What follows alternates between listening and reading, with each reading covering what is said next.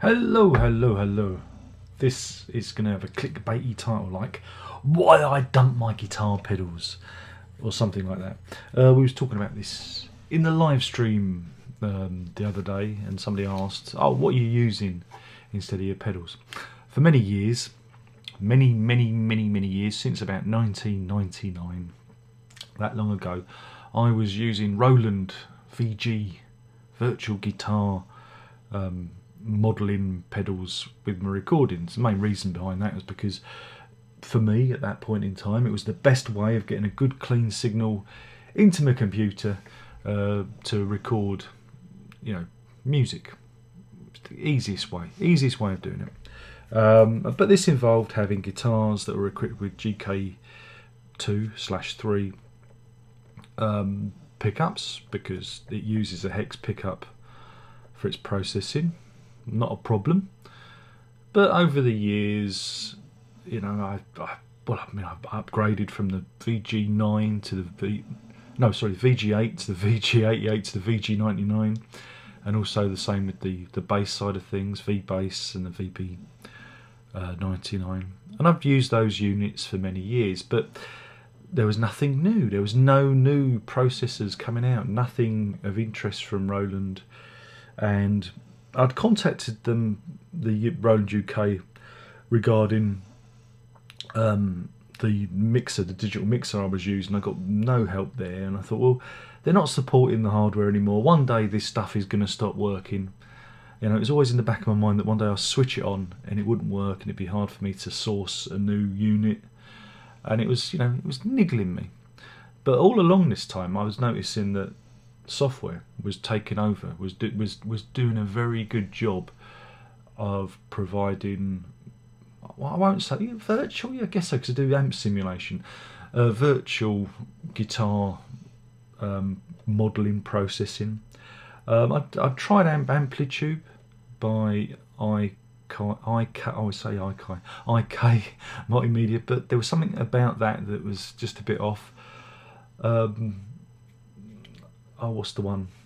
Guitar Rig from Native Instruments. I've got to remember all the names. It was a bit better, but I didn't like the interface.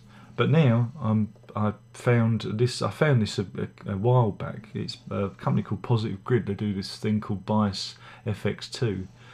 I'm going to show you it. I'm going to talk about it first.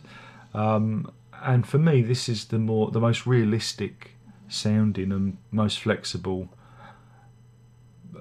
guitar software I've come across. And I've known about it for a while, and it's just a matter of, I was finishing off my last lot of recordings, and once that was done, I was going to make the transition. I've now made the transition to using Bias FX2.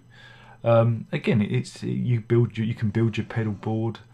You can add whatever amps you want to it, and just generally mess around with your sound until you go insane. But it's very, very realistic and very flexible. And what I like about it is I can resize the window so I can see what I'm doing. Another issue I was having with hardware pedals is they're on the floor. I can't see what I'm doing with my eyes because my eyesight's a bit funny sometimes, and it was getting a bit, as an old fella, hurting the old back, bending, leaning forward to adjust pedals and whatnot. So bringing it onto the desktop, it's much easier for me. But of course, before you all hit the comments and tell me I'm wrong, your version, the way you do things is right, and the way I do things is right. It's what's suitable to yourself, But I'm just showing this for those people out there that may not be familiar with I'm not saying this is superior, I'm just saying it works for me, okay? We have to put that out there before people lose their minds in the comments section, because you know what people can be like. They can be a bit strange about these things. But I was very, very impressed with this, and there was a sale on at Christmas. So they had all the software for more than half price. So I cherry picked what I needed, and that's it. But anyway, I've jibber jabbered on far enough. People are losing their minds. They're hitting the thumbs down button. They are objecting about me soliloquising about this software. For now, I'm donning the headphones of shame because I can't hear. I have to do this, otherwise we get terrible feedback over the microphone. And now I can hear myself in my head. Oh, that's weird. But so anyway, I've got this all set up. Here we have it. This is the software itself. Fantastic. And as you can see, it's got many different pedals. You've got a gate, compressor, splitter, acoustic amps and simulators, mixers and reverbs, and that gives you this.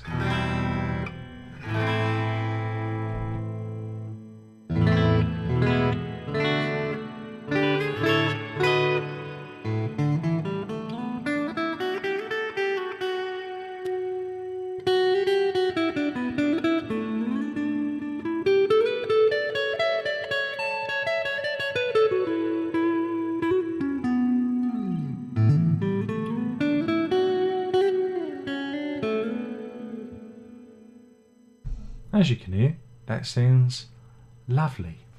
You can also do heavy tones as well. The great thing about this is it's got a wonderful browser, so you can have all these. It comes with many presets, tones, and you can edit those. You can work off of those, but it's got a really good browser that you can go through. So you can just easily click on a new one and open it up. And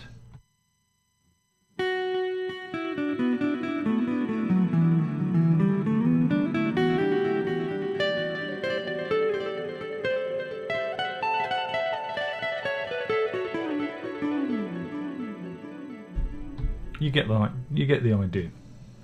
But not only does it does nice. I've got some of my favourite ones marked. So.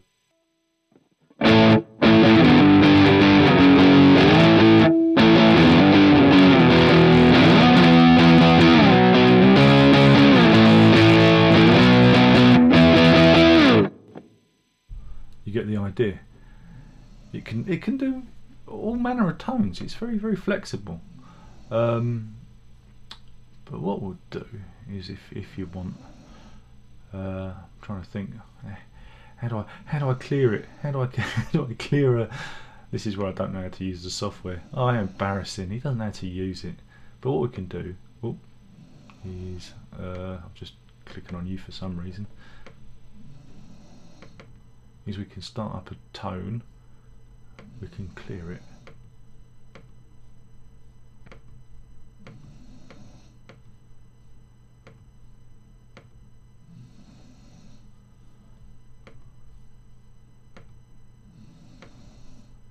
Right, so we've cleared that, and we can add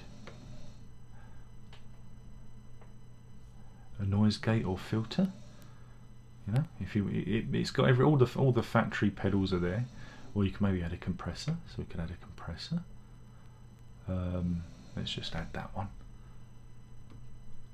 Whoops.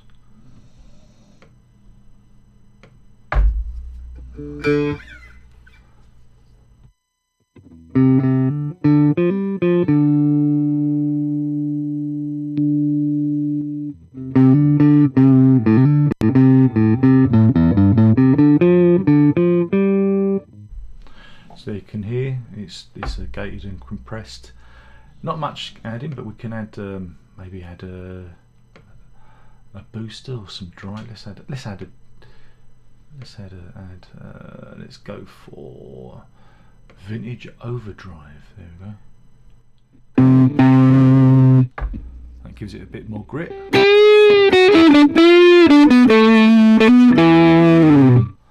As you can see, there's many different overdrives and boosters and pitch. You've got wah-wahs and octavers.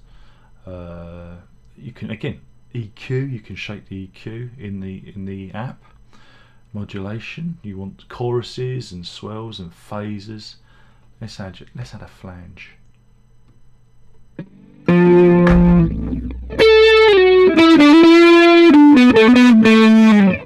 And again, these can be all changed. You can change. Make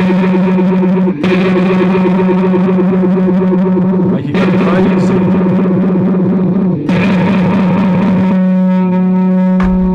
Or make it subtle.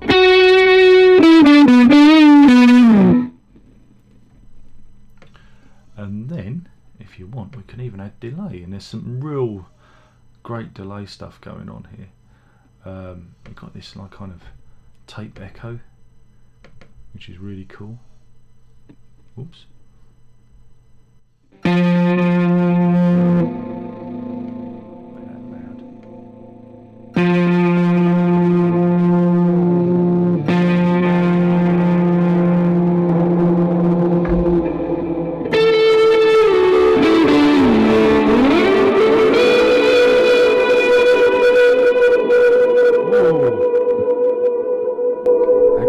Spacey then, didn't it?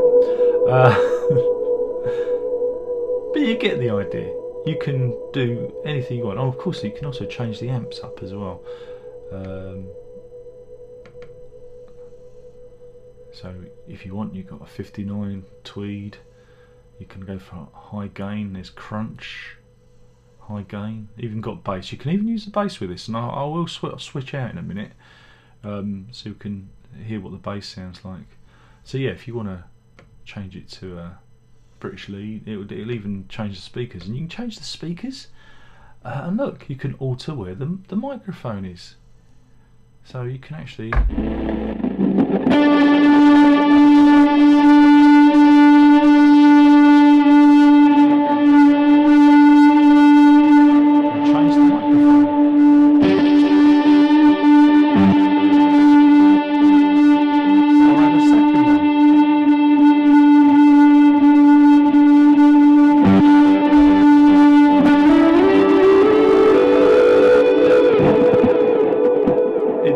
To find the perfect tone. Like I say, it's completely flexible to the point of it being, you know, absolutely ridiculous.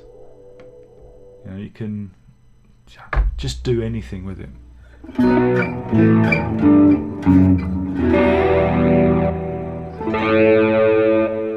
But what we'll do now is, he says, we'll plug a bass in. Let's see what a bass sounds like. So bear with me, I'm all tangled up in my own cabling. No edits.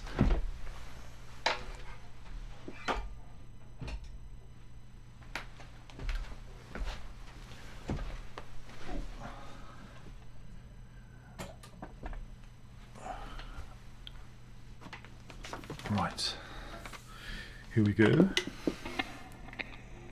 Mind your ears if you're on headphones. There we go. So let's select one of my favourite ones from the bass section. Is something called Black Coffee. I quite like this one. It's just got a nice. It's got a nice sound to it.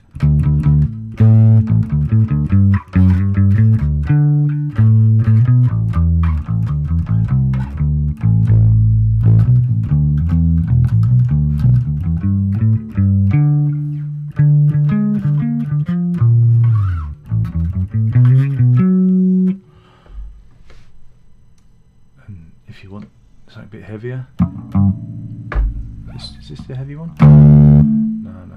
Let me find a better one. There you go. This is a different sound.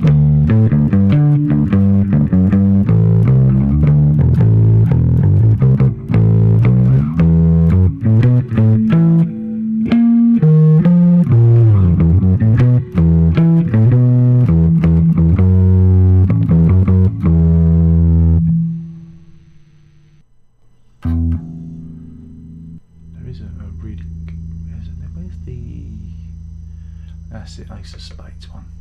I wonder who this is based on. He said. There you go. That will get you going.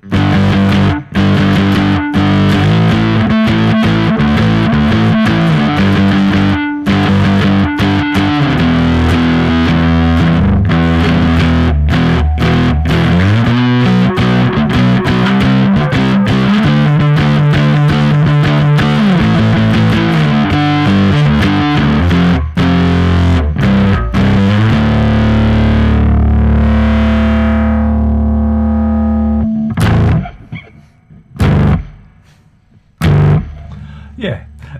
So you can do all manner of stuffs with this, get all manner of sounds, and like I say, it's incredibly flexible.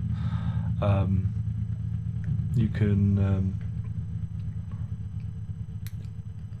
you can do almost anything with it, and you can also buy expansions for it. There are expansion packs you can buy which adds more effects, more amps, more whatnot. But like I said, I got this at Christmas when there was a sale on, so I managed to get a really good deal on everything. So I've been playing around with all the different options and all the different functions, and it works really well as a plug-in inside Logic Pro. And what I'll do is I will show you what you can do in Logic Pro with it, because if you record a lot of guitar in applications like Logic Pro, in DAWs like Logic Pro, you can use other DAWs. There are other ones, but if you use this as a VST, I'm going to show you how you can be really flexible with your guitar tone. I think you'll enjoy that. Well, what we've got here is a project I've worked on, and it contains lots of instances of guitars using Bias FX 2. What we'll do is we'll just listen to the whole thing. There we go.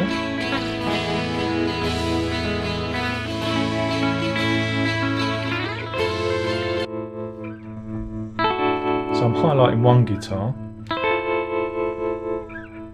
So if I don't like that, I can pull up the track. This is what it sounds like, and I might not like that, and I can drop the modulation pedal. I can add it back in, or maybe I dump the reverb. See, I can actually change it. For if we turn off the plugin, how it works is that's the naked guitar sound. That is the naked guitar sound, and then it goes into the plugin, which turns it into this. And so you can, in post processing, I guess maybe you call it, you could use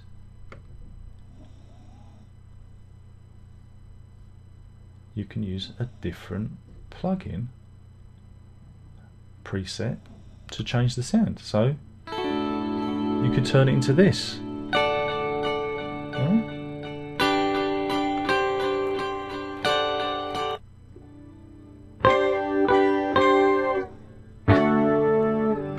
Isn't that amazing? So you can actually change the mix. Whoops, system overload. I broke the computer. I need a new computer, Darren. And so you can actually change the sound of the guitar after you've recorded it. You can, like I say, put down the raw guitar and then play around with the sound afterwards using the plugins. So you can keep on shaping the guitar to your own, like, without losing that performance. You might like the performance but not necessarily like the guitar tone. Now, in the past I would have recorded the guitar with the effects, with the delay, with the distortion straight in as a track, and the only way I could have ever changed that was either by maybe altering the EQ or whatnot, or maybe adding other plugins, but I would fundamentally still have the same sound in the track, whereas this allows me to alter the sound after the event, which gives you an amazing amount of flexibility there. Flexibility in recording that you never had before. So yeah, it's kind of opened my mind up to how you can use software and plugins, and I thought, this would be a good video for you. I'm not saying go out and rush out and buy Positive Grid's Bias FX2. They're not sponsoring this video. Trust me, I'm far too small to get a sponsorship, but I thought it was just such a great piece of software for me that I'd turn you on to maybe you guys might want to reconsider how you do things. Maybe Amplitube or Guitar Rig might work for you, or might sound better for you. But the thing is I think sometimes you can get so locked in to a work process, to a way of doing things, especially with hardware. I mean, it's nice having pedals and things, but I don't have space. I have a corner. This is my corner, not a lot of space. And so for me, it's a solution to that problem. You know, I can have everything on the screen. I can be locked in there to what I'm doing, rather than down there. And like, you know, I've got that kind of, you know, action going on. So yeah, it works really well for me. And also, these pedals aren't going to go wrong. My other dealings with other software companies is that, yeah, over time they tend to upgrade and update the software. You might have to pay a little upgrade fee, update fee, but it's better than being left adrift by companies such as Roland and Korg, who once a piece of hardware is out there, they don't support it anymore. And when you have computers that are, you know, the operating system changes and this, that and the other, one day you find out that your gear don't talk to each other nicely anymore because there aren't the drivers. And that's where I'm coming from. It's out of that annoyance and desperation. You know, there's a number of factors, but, you know, it's also good to change things up occasionally and actually do things differently, because it will take you into areas you might not necessarily think of going.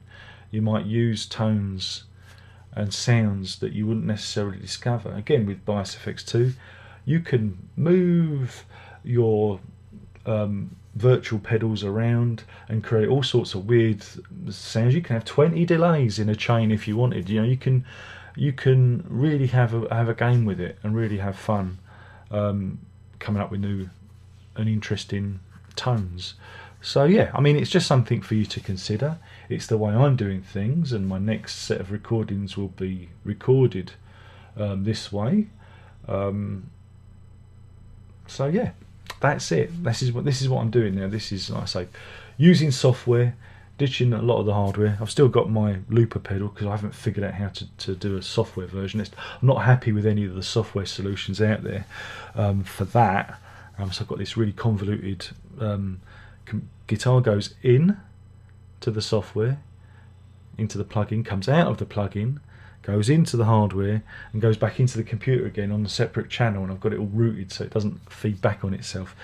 Oh, it gave me a headache thinking that one up. But anyway, hopefully you've enjoyed this video. Maybe it's you know, giving you some food for thought, you know, to maybe try something different for your own guitar recordings. Yeah. Oh, and another thing, you can also use MIDI pedals to change processes on Bias FX and use wah-wah and whatnot. There's a couple of I don't know if you know about these things, but Mellow Audio have a not dedicated, but it has a preset that's dedicated to Bias FX 2. And again, you can use it to turn stuff on and off and change patches and use wah-wah. So it gives you the hardware experience too. So you're not totally stepping away from it, and that's all controlled by USB MIDI, one cable into your computer. So, but we'll do a demo. I'll do a demo of something like that another time when I've got it. If you're interested, again, tell me in the comments. Is this interesting? Does this, you know, is this something that you can use? Because, you know, I'd hate to be making a video that, you know, no one's interested in. But anyway, thank you for watching. My name's been Darren Locke, and I've been talking about why I ditch my pedals, and I'm using software like Positive Grid's Bias FX2 to shape my guitar sound. Thanks for watching. There's only one more thing left to say, and that is ta-da!